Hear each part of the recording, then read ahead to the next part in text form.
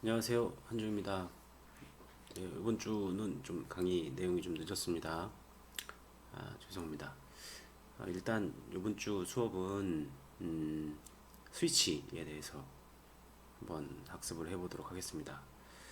스위치가 일반적으로 사용하는 방법도 있고, 그 다음에 외부 인터럽트로 128, 아트메가 128의 기능으로 활용하는 방법도 있습니다. 그래서 이 두 가지 방법을 오늘 이제 사용을 해 볼 건데요.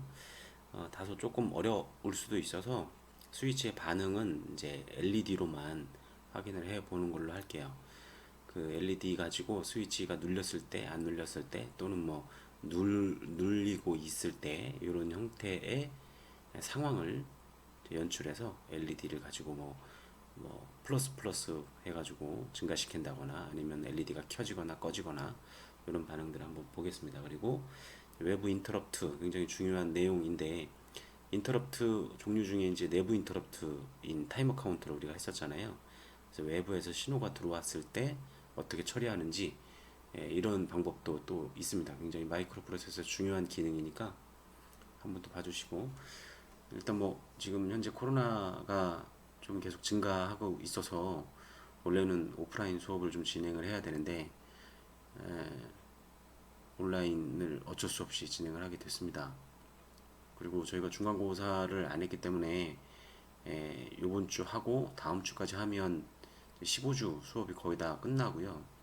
그다음에 이제 기말고사를 보게 될 건데, 그래서 12월 1일 날은 다음 주까지 수업을 하고, 잠깐만요. 달력을 한번 볼까요? 이번 주 하고 1일 날 수업하고, 그다음에 8일 날 기말고사가 어떨까 이렇게 생각을 하고 있는데, 일단은 학교 측에서는 8일날 말고 15일날을 좀 권장을 하더라고요. 그래서 조교하고 좀 얘기를 해봤는데, 8일이 될지 15일이 될지는 제가 1일날 공지하면서 말씀을 드리도록 할 거고, 그 다음에 1일날도 상황을 보고, 코로나 상황을 보고 수업을 오프라인으로 좀 한 번은 했으면 어떨까 이런 생각을 좀 해보고는 있는데,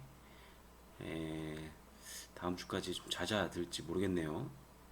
지금 뭐 학교 쪽에서도 계속 코로나가 좀 확진되고 있고, 그래서 1일 날도 조금 저희가 주의를 요할 수도 있습니다. 그래서 기말고사 공지도 아예 1일 날 온라인으로 할 수도 있어요. 그거는 다음 주에 제가 공지를 해드리도록 하고, 시험 날짜하고 8일이 될지 15일이 될지는 모르겠는데, 아마 15일 날, 8일은 조금, 학교에서도 조금 그렇고 15일 날을 원하는 것 같더라고요. 그래서 일단은 예상은 이제 15일 정도로 생각을 좀 해 두시면 좋을 것 같아요.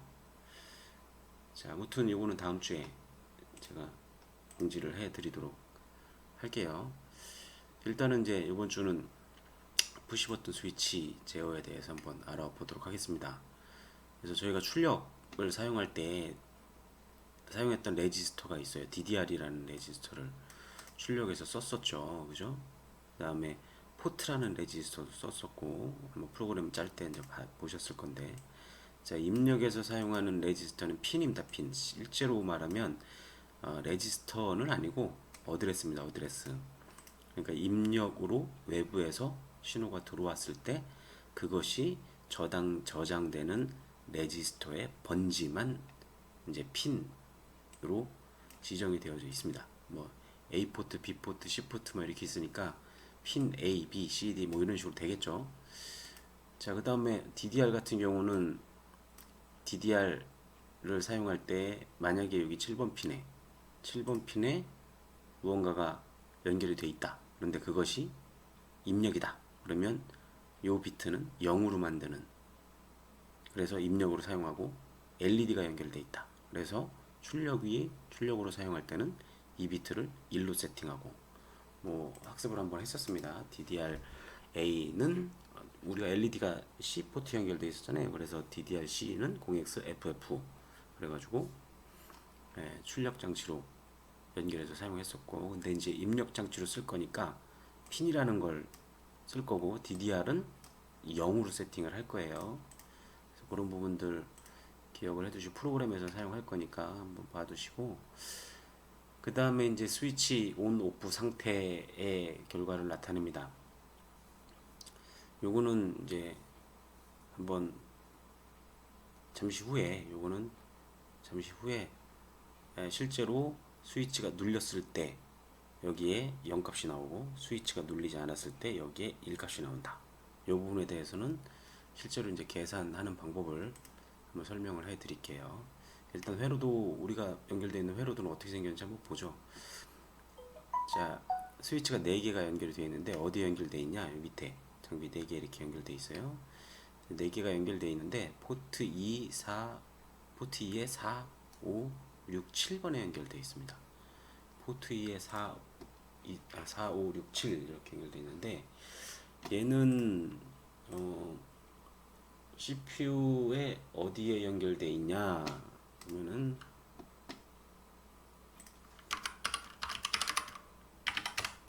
128 CPU를 한번 보죠.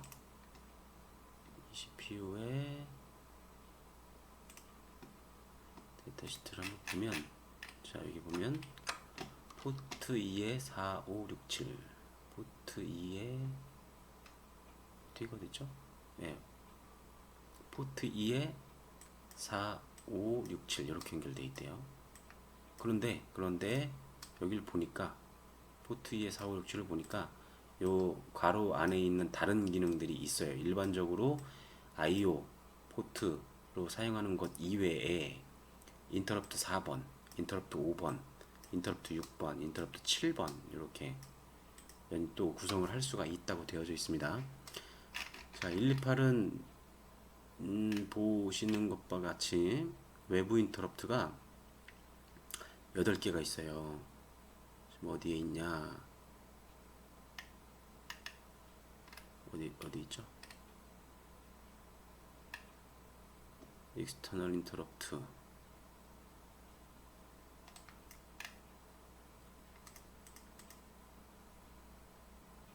네. 아무튼 외부 인터럽트가 8개예요. 여기 어디 있을 건데.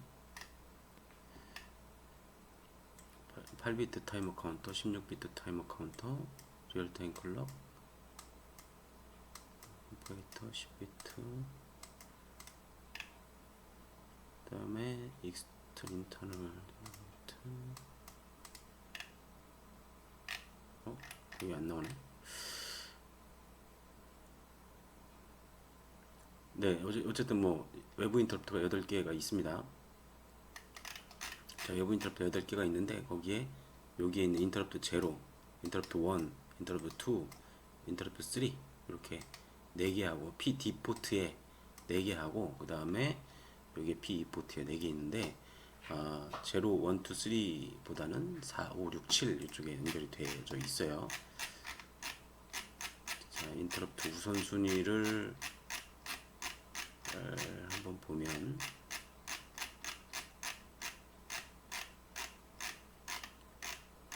마우스가 소리가 많이 나네요.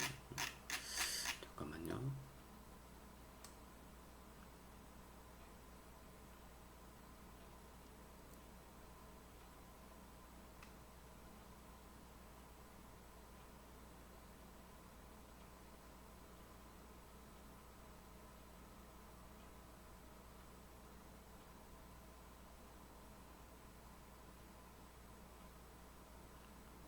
이거는 나중에 한번 찾아줄게요.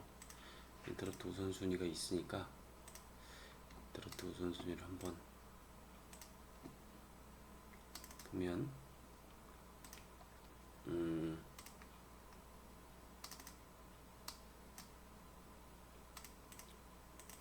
제가 한번 찾아볼게요.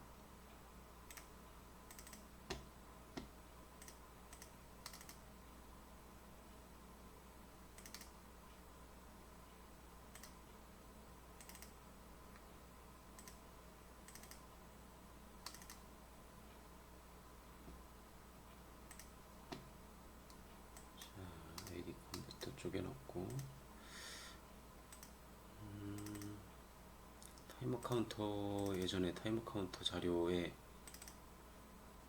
있을 건데, 타이머 카운터.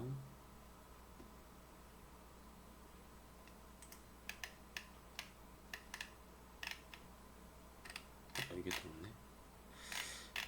뭐 어쨌든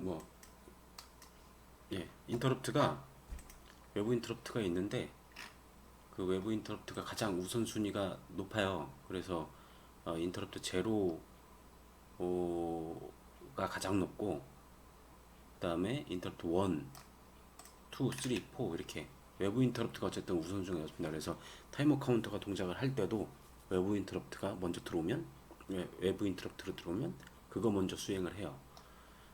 그래서 외부 인터럽트로 사용할 수도 있다. 그런데 지금은 일단은 이번 시간 일단은 이걸 일반 스위치로 사용하는 방법을 한번 알아볼 거예요.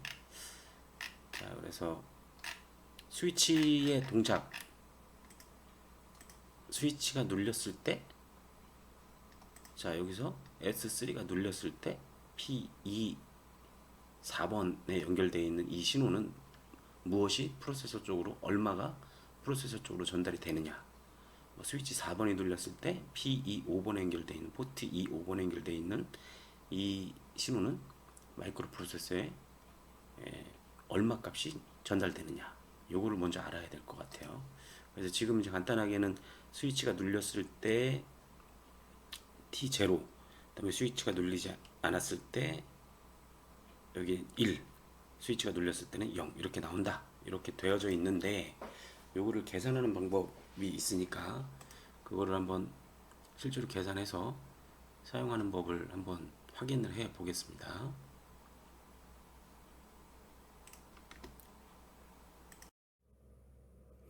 자, 스위치 계산하는 방법을 한번 볼게요. 지금 이전에 있었던 회로에서 이렇게 되어져 있다. 스위치 회로가.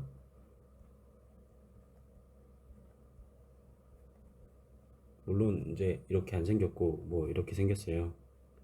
실제로는 뭐 콘덴서 이렇게 있고, 그다음에 저항이 있고,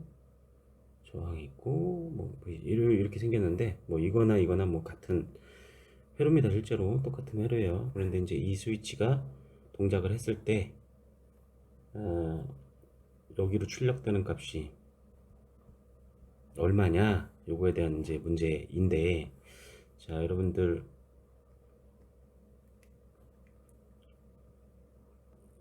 V는 IR 이런 공식을 배웠죠.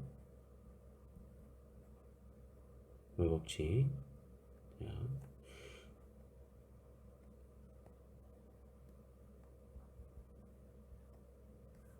이렇게 됐을 때 V 아웃값, 이건 얼마냐, V 아웃값은 얼마냐, 여기가 VCC일 때, 자 요거를 한번 생각을 해보면, 요 부분을 생각을 해보면, 자 여기에 흐르는 전류값은 얼마가 되죠? 여기는 전류값은 I 이렇게 가정을 한다고 하면, 그죠? 그러면 직렬로, 저항이 직렬로 연결되어 있으니까, 저항이 여기하고 직렬로 연결되어 있으니까 요거는 이제 뭐 똑같은 I 값이 흐르게 되겠죠. 그래서 V는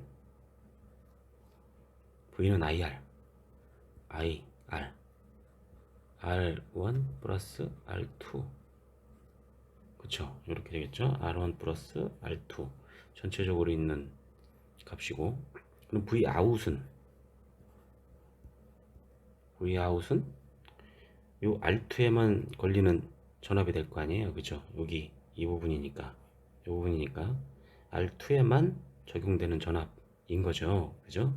그러니까 전류값은 I니까 I R2 이렇게 됩니다, 그쵸? 자, 우리가 구하려고 하는 게 뭐예요? V 아웃이잖아요. 그러니까 얘를 이쪽으로 치환시켜 줍니다. V 아웃은 R1 플러스 R2 분의 VCC 곱하기 R2 이렇게 되겠죠. 그래서 Vout은 R1 플러스 R2분의 R2 곱하기 VCC 이렇게 나옵니다. 이를 뭐라고 부르냐? 전압 분배의 법칙 이렇게 얘기를 하죠. 이것도 아마 다 배우셨을 거예요. 오메 법칙에서 이렇게 전압 분배 법칙으로 분류하는 과정을 배우셨을 건데, 자, 얘를 이용해서 이거를 이용해서 우리가 스위치의 값을 확인을 해 볼 거예요. 수학적으로 검증을 해 볼 겁니다. 자, 일단 스위치가 이렇게 생겼잖아요. 그죠? 여기가 V 아웃일 테고 여기가 VCC 즉 5V를 연결했다. 3V가 될 수도 있겠지만 5V를 연결했다. R1 저항이 10K 이렇게 연결했다고 하면 일단은 스위치가 눌리지 않았을 경우 이렇게 볼게요. 눌리지 않으면 스위치가 이렇게 눌리지 않으면 2단과 2단이 이 두 단이 떨어져 있잖아요. 그죠? 여기하고 여기하고 그죠? 여기가 떨어져 있잖아요. 그러면 어떻게 될까요? 무한대죠, 무한대. 그래서 V 아웃은 R1 여기 R1은 10K 플러스 R2 여기 무한대 분의 무한대 곱하기 5V 이렇게 되겠죠. 자, 무한대에다가 무슨 값을 더하면 뭐가 되죠? 자, 약 무한대 무한대 곱하기 5V는 무한대는 1이죠. 1 곱하기 5V 그래서 5V. 자, 스위치가 눌리지 않았을 경우 스위치가 눌리지 않았을 경우는 5V입니다. 그러면 스위치가 눌렸을 경우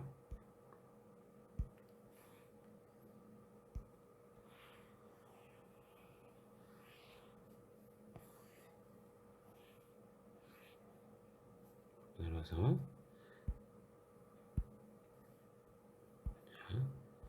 이번에는 스위치가 눌렸을 경우 여기 볼게요. 그럼 얘가 스위치가 눌렸어요. 그러면은 1단과 2단은 저항값이 0ohm이 되겠죠. 그죠? 그렇죠? 그러니까 V out은 R1 플러스 R2분의 R2 곱하기 VCC니까 R1은 얼마예요? R1은 10K 플러스 여기는 0ohm분의 R2 0 곱하기 5V 이렇게 되죠. 자, 분모가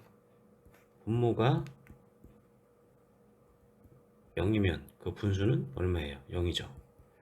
5V 이렇게 되니까 0V. 실제로는 얘도 0V는 아니고 0에 가까운, 그리고 얘도 5V는 아니고 5V에 가까운, 무한대로 가까운 이렇게 값이 정해질 겁니다. 그래서 스위치가 눌리지 않았을 때는 5V, 스위치가 눌렸을 경우에는 0V가 출력되는 걸 볼 수가 있습니다. 자, 그러면 이렇게 동작되는 걸 봤죠. 눌렸을 때 0, 눌리지 않았을 때 1 이렇게 5V 이렇게 나오는 거를 계산식으로 또 봤습니다. 그래서 이걸 가지고 저희가 그 상태를 읽어서 프로그래밍을 직접 한번 해 볼게요. 코드 비전을 열어서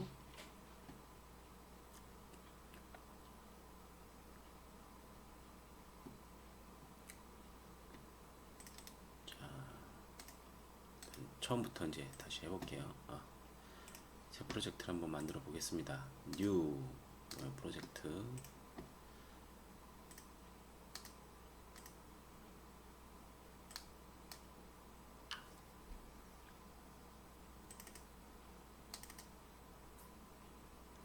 자,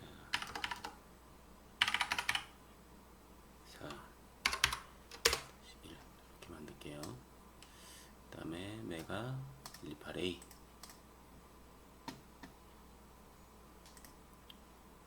16메가를 사용했으니까 16메가. 그 다음에 애프터 빌드는 프로그램 칩을 이용해 주시고, 그 다음에 자, 프로그래머는 지금 컴3으로 제가 연결이 되어 있네요. 제 거는. 자, 이걸 일단 지우고.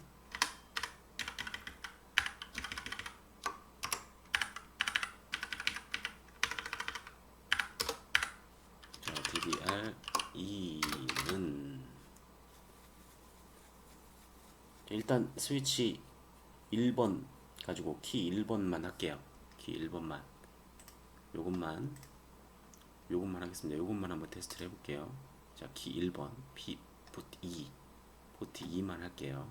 그것만 가지고, 얘만 가지고 LED 하나를 사용할 겁니다. 자, LED 쪽이 포트 C에 연결되어 있었어요. 그래서 DDR-C는 0X, FF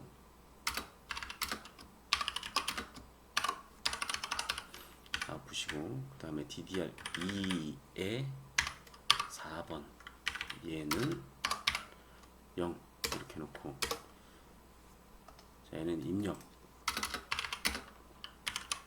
스위치 1번 인풋으로 설정을 해놓고요. 자, if 핀 2.4가 1이면 여기서 봤을 때, 네, 1이면 눌리지 않았을 때, 그죠? 눌렸을 때는 0이죠. 그러면 0으로 하는 게 낫겠다, 그죠? 눌렸을 때 0이면, 그러면 포트 C.0 켜주려면 얘가 0 값이 돼야 켜지죠, 그죠? 자, 일단 LED는 다 꺼놓을게요. X, FF 이렇게.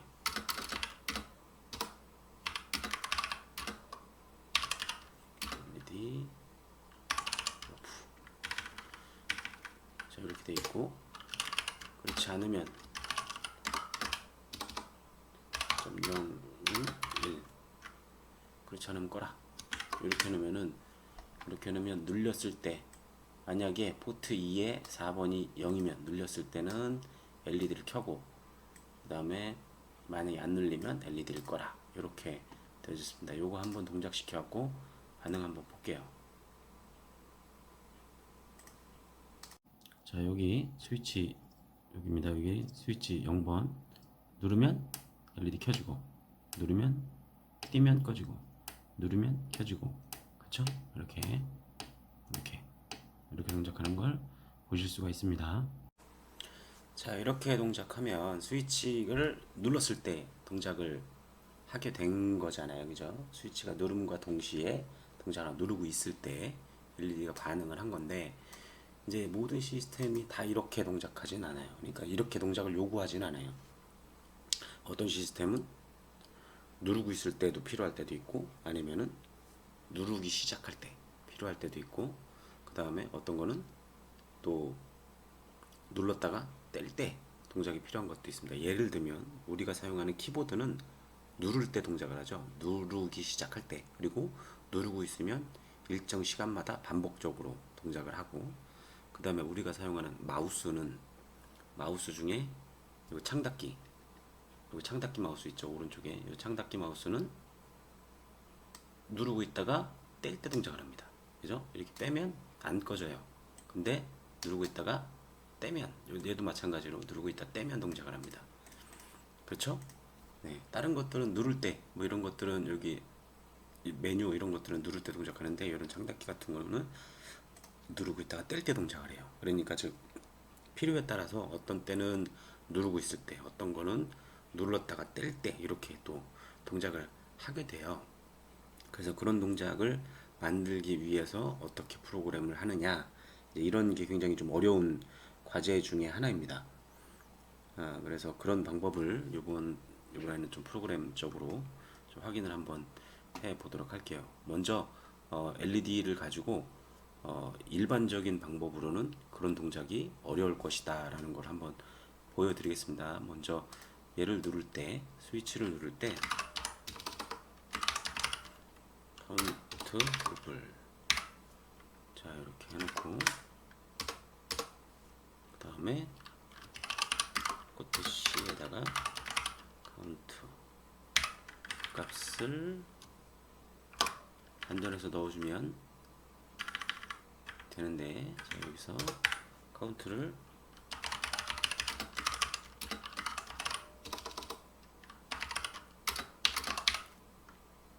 이렇게 선언을 해주고 이렇게 동작을 시켜요.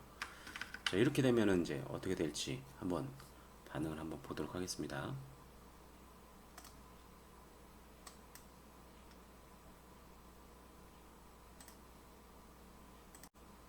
동작을 시켰더니 뭐 너무 빨리 지나가서 딜레이를 좀 넣어야 되겠어요. 딜레이를 좀 이렇게 넣어야 되고, 그 다음에 딜레이를 넣었으니까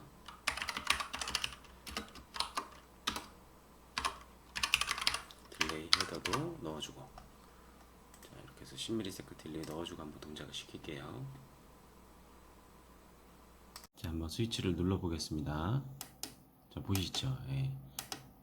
잠깐 눌러다 떼는데도 굉장히 많은 카운트가 되죠. 예. 이제 LED가 빨리빨리 막 동작하는 걸 볼 수 있죠, 그죠? 근데 실제로는, 예.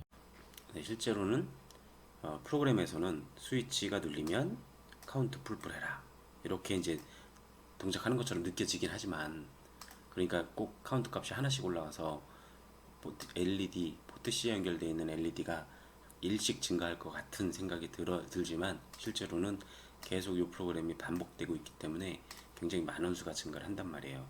그래서 이런 부분들을 해결하기 위한, 프로그램적으로 해결하기 위한 방법이 있어요. 그래서 그런 방법을 이번에 좀 한번 알아보겠습니다. 자, 스위치 1 값에다가 먼저 이론적인 내용을 한번 잠깐 볼게요. 자, 이론적인 내용 한번, 이게 좀 어렵긴 한데 이 부분을 한번 밑에 부분을 보겠습니다. 자, 이전 상태와 현재 상태, 지금 현재 상태의 스위치 값을 읽으면 이 부분이 된다고 가정하면, 이전의 스위치 값은 요 세모인 상태일 거예요. 그 다음에 스위치가 눌리면 이렇게 로로 이렇게 떨어지니까, 그죠? 그래서 현재 상태, 또 여기서 또 현재 상태 스위치를 또 읽으면 이전 상태는 여기가 됩니다. 그래서 여기서 현재 상태가 되면 이전 상태는 여기가 되고, 그러니까 현재 상태와 이전 상태를 계속 비교를 해 가면서 프로그램을 만들면, 프로그램을 읽어보면 이렇게 떨어지는 이런 부분, 또는 이렇게 올라가는 부분, 이런 부분을 찾아낼 수 있어요. 또는 이런 상태, 만약에 여기가 현재 상태라고 그러면 여기가 과거인 상태, 이전 상태잖아요. 그러면 이 부분을 읽어낼 수 있는 거죠. 언제인지. 그래서 그 부분을 해결하기 위해서 스위치 1인데 뉴 스위치 핀 2.4, 핀 2.4를 일단 뉴 스위치라는 변수에 저장을 해요. 그 다음에 뉴 스위치 1이 0이 되면, 자, 그래프에서 보면 이 부분이에요. 지금 현재 상태의 스위치가 0이 되면 계속 1111111 현재 상태 읽어보면 1 계속 읽다가 요 순간이 딱 됐을 때, 그때 옛날 스위치 값이 1이 되면 돼요. 근데 만약에 6이라고 가정을 한다면 옛날 스위치 값도 0이잖아요. 그러니까 옛날 스위치 값이 1이 되는 부분, 그 부분을 프로그램에 응용하는 겁니다. 이렇게 해놓고 if 올드 스위치 1, 아직 올드 스위치는 안 나왔어요. 이때 카운트를 패스를 시킵니다.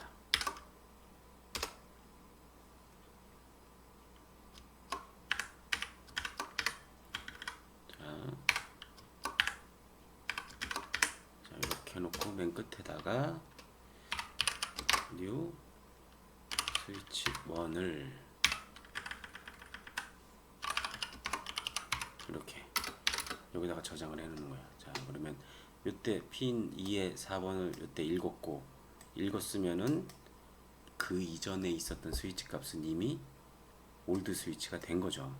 그래서 이렇게 프로그램을 구성해서 동작을 시키면 되는데, 자,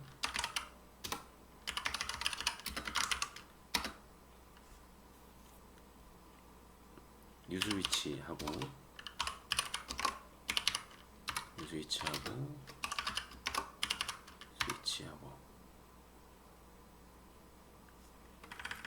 뉴 스위치 값 1, 올드 스위치 값 1, 이렇게 저장을 하고 한번 해볼게요. 에러가 있네요. 뉴 스위치, 여기가 네 이렇게 돼 있고, 프로그램을 넣어서 확인 한번 해보도록 하겠습니다. 자, 스위치를 한번 누를 때마다 LED가 하나씩 증가하는 거 보이죠? 자, 이렇게